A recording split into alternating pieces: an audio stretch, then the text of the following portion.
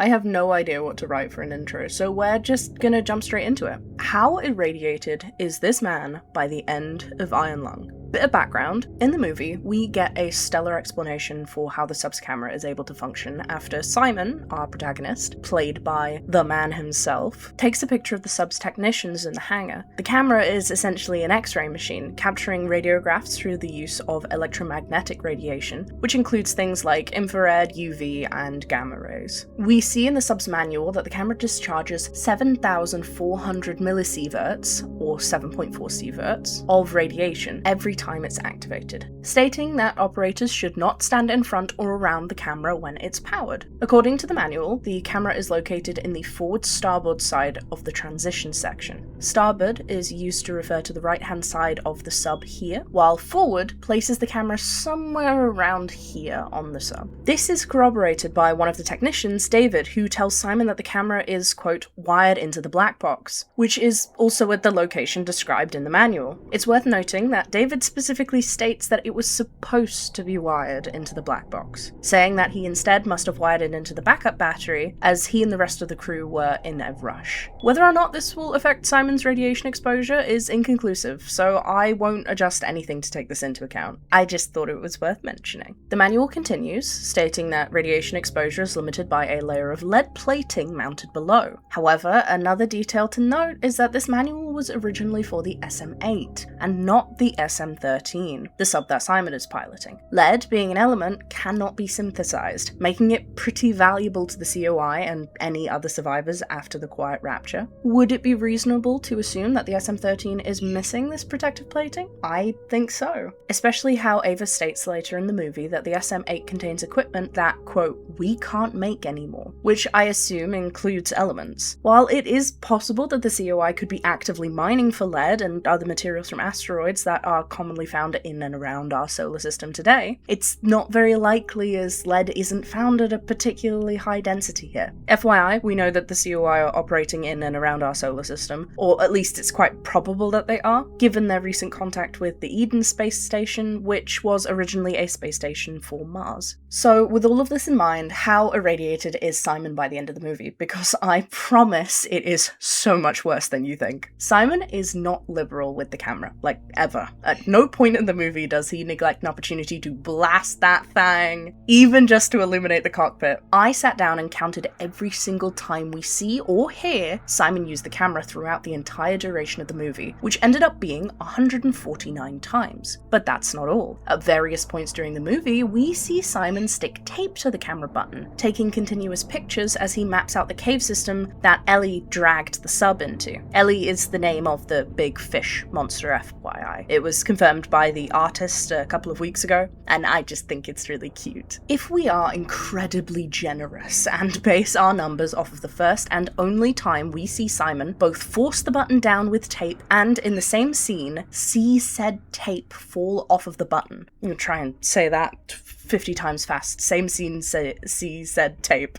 Same scene, see said tape. We get an average of 6 camera uses per 2 strips of tape applied. Approximately 1 minute of camera usage, as when the button is held down, the camera will activate about every 10 seconds. Yes, I counted that as well. Later on in the movie, we get multiple shots of the huge pile of discarded tape from Simon constantly needing to force the camera on. And if we are, once again, incredibly generous and say that there's 20 pairs of tape in this entire humongous pile, that is another 120 photos taken, which puts us at a haunting 269, nice, blasts of radiation shredding through Simon's body. So how screwed is he? Well, sieverts is a bit of an awkward unit to work with, so we're going to convert that 7.4 sievert into something a little more tangible. According to the National Library of Medicine, 1 sievert equals 100 rem, and 1 rem is the equivalent of 1 rad of gamma rays, in the case of our friend Simon here. Conversion between between rem and rad is usually a little tricky, but in this case, it's simply 1-to-1. I'm not going to explain why, because we'd be here for an extra 20 minutes while I explain the weighing factor of radiation, so you're just going to have to trust me. Since once emitted gamma rays and X-rays are functionally identical, we're going to use rads to quantify our measurements from here on out. All of this is to say that converting our original 7.4 sieverts into rads gives us a glorious 740 rads per use of the camera, which puts Szyman's total radiation absorption by the end of the movie at nearly 200,000 rads. 199,060 to be precise. For context, the highest cumulative dose of radiation in a human was of Albert Stevens. In 1945, he was injected with nearly 0.3 micrograms of plutonium, which I promise is a lot,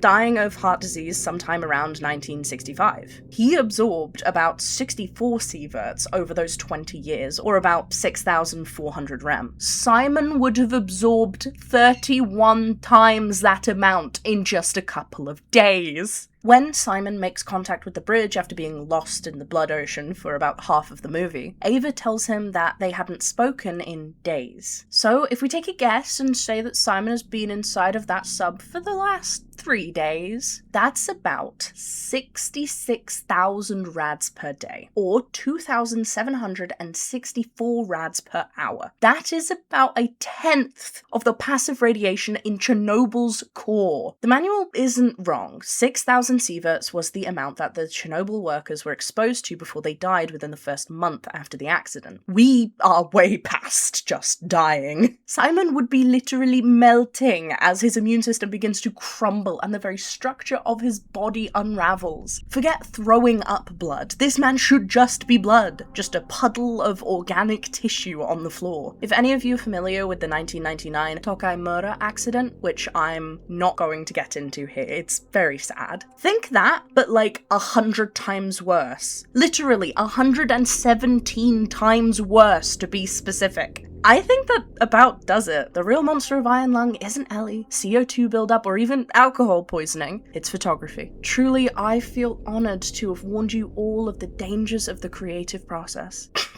This is just a stupid outro.